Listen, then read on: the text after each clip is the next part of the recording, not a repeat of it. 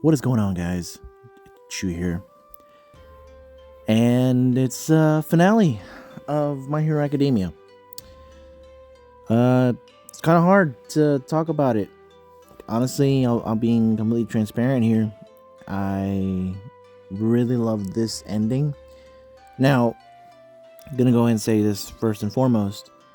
If you guys are manga readers, you will know that not everything was adapted. So I'm gonna say this. I'm not gonna talk about what's missed. I'm gonna talk about what was shown.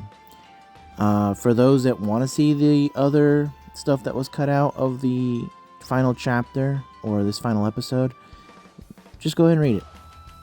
There's really no point in not wanting to. If you really want to know the true ending, go ahead and read it. Just saying that blatantly honest with you.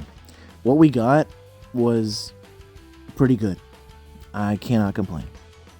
So guys, without further ado, and for the last time for this series, let's get to it. So, the 9-year journey has ended. The battle is over.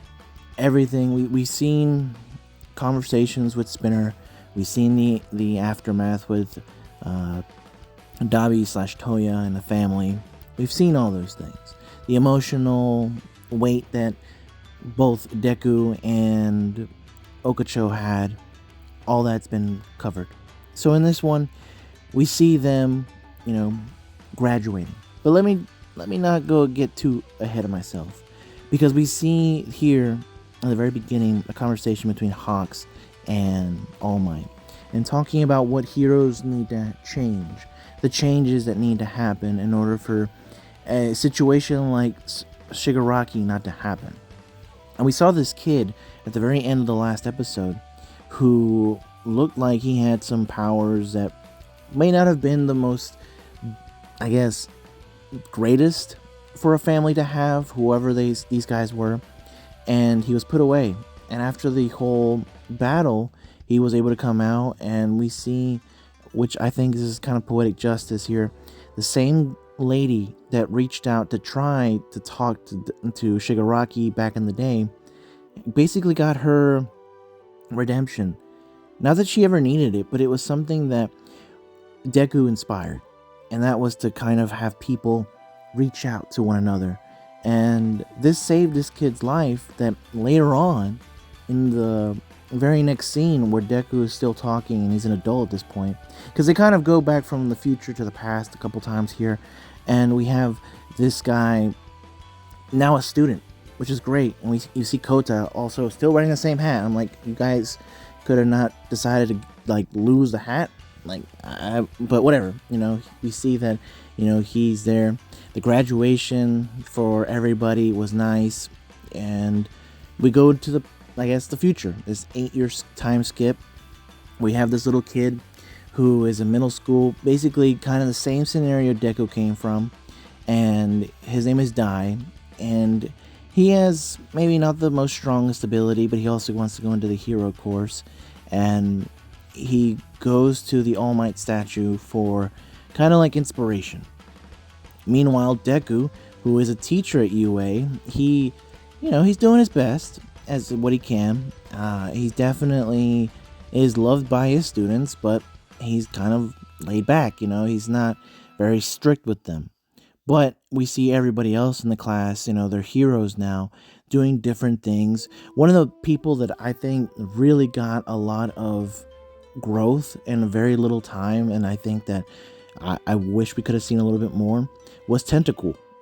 He actually was dealing with discrimination because he was a heteromorph. And so, that was one of the things that Spinner talked about, which we see even Spinner wrote his book. That was great. We even had Mr. Compress show up, and he actually, read the book, which is great, But we see that, for me, Tentacool did a lot of stuff, and along with Koji, Koda, whatever his name was, and them working together. I thought that was really nice to see that. We also see other heroes, for example, Todoroki, being one of the more popular ones. People don't even mention the fact that he's the son of Endeavor. We actually don't even see Endeavor and his wife, or even the other siblings, which I think is fine. I wouldn't have wanted to see them really We got the closure with them, but we see that everyone's moving on. Lemillion's the number one hero, which is awesome. We see Mount Lady and Kamui Woods being among the top as well. And of course, our boy Dynamite, he's still a fiery personality. He's definitely somebody who's always going to be the same.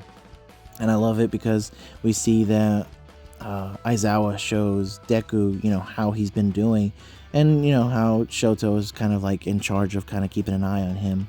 And as much as it's great to see everyone be heroes and doing different tasks, they're not necessarily just being heroes. We see like Ida working together with Momo and working with Froppy and Okacho, all them working together to kind of guide these new kids. And like the work is just not the same because obviously the hero work is different now. It's not just crime, there's more to it.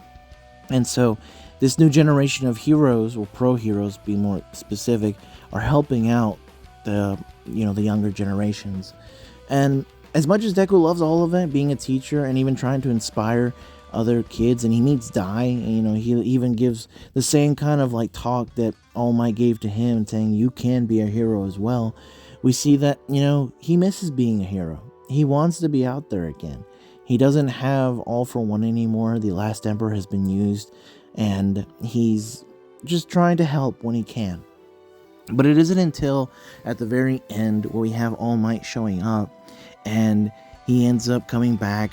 He was in the States, and Melissa, along with May, and along with the funding of Bakugo specifically, and everyone else from the class from back in the day, they are all helped out in order to make a new Iron Man / Batman suit for Deku to use. And honestly, it's great because Deku has always wanted to be out there. He was wanted to be the hero, and he's always embodied that feeling of wanting to do the best, and the best that he can, obviously. But we see that he finally gets his opportunity. Everyone's out there. I love how Bakugo is the one to kind of extend his hand out to him, and he says, "Let's go, Deku." And that's his buddy. That's the best friend / rival relationship that they have. Is great. I think that this kind of shows how these guys have grown together, honestly, and I really do think that this was a great way to end it. Sure, there's a few other things that maybe you would have wanted to see in regards to like the romance aspect, but let's just be honest here. This was just a better ending. Doesn't change the fact that the manga was different, but this ending was just, it felt really light, and then kind of having that little epilogue, just seeing what everyone is doing is great. Some of them still working together or close by, and it's just a great story, a great way to end it, and it left me wanting more. Will we get more? I do not know, but My Hero Academia is one of the better series in recent times, and I hope you guys have enjoyed this ride with me. As always, stay safe, and I'll catch you